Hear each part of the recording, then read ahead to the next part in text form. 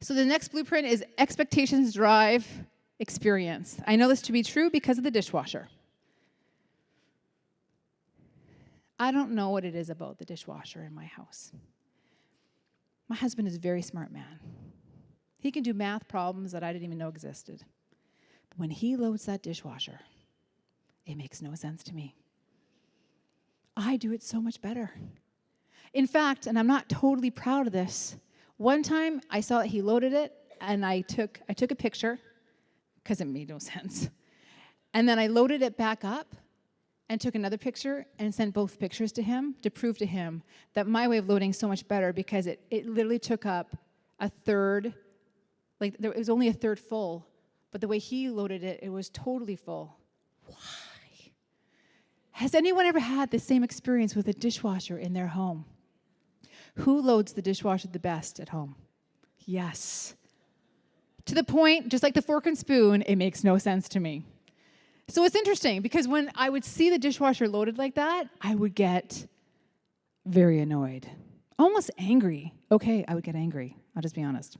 I would get angry. And I'm like, how can you load it like this? And I would put a lot of energy into it. The dishwasher, I would literally feel like this. And I'm pretty sure that's how I looked, too. I'm not saying I'm proud. I'm working on myself. You know, we're all works in progress. But that's how I would feel internally and externally because it just made no sense to me. The same thing is true in our morning routines. Anyone here get a coffee in the morning from like Timmy's or Starbucks or I don't know, somewhere like that, or maybe at home?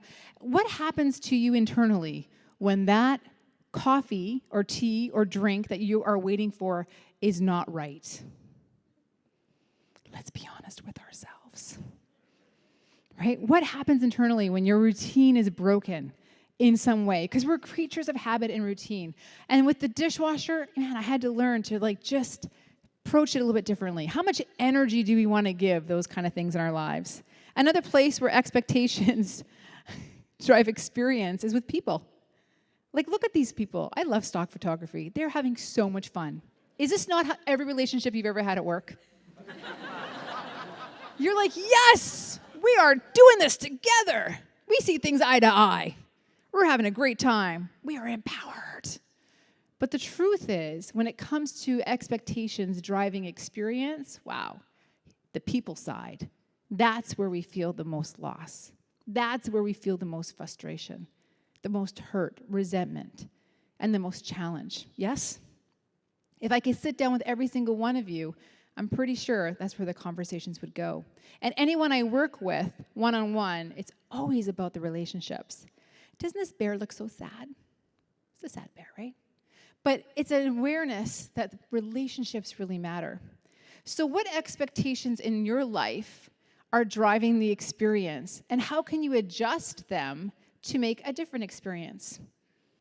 For the dishwasher, I've just decided that I'm not going to let it have my energy, and the very fact that he actually loaded it, I'm going to be grateful.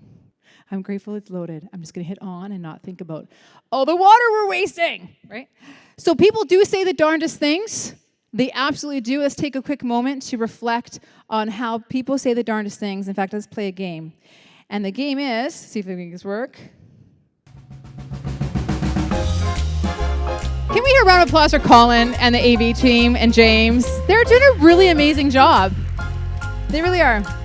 People say the darndest things. It's a very quick game, but it's a fun one. Remember your BFFs? Look at your BFF and say, we got this. This game means you're going to chat for 1 minute and share with your BFF the craziest, weirdest, oddest thing that someone has ever said to you. Yes? So you got 1 minute to share that experience. Thank you for playing along with People Say the Darndest Things. Did you hear some interesting ones from your BFF? Sometimes we have to let it out to let it go, right? Let it go. Our expectations are that we want to control what people think and say and do because it makes us feel more comfortable. But man, we have no control over what other people are thinking, saying, or in many ways doing. So playing the game helps us to become aware of that. So let's do a daily action step for how expectations drive experience. Here's your action step. When you feel that trigger of the dishwasher or something that someone has said to you, often, especially if there's a long-time relationship there and you can expect some of those triggers coming your way, is to simply turn down the frustration level. So this is something you do internally. So when you're triggered by something that's draining your energy, it is impacting your work-life synergy because you're giving it that energy, like the dishwasher example, which is small but symbolic of something that maybe happens in your life. I want you to just mentally imagine turning down the temperature.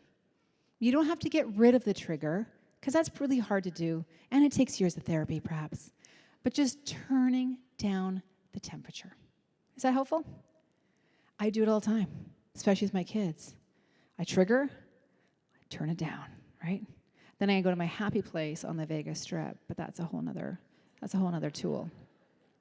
So what expectation response can you turn down? Something to think about in your own mind. What expectation response can you turn down?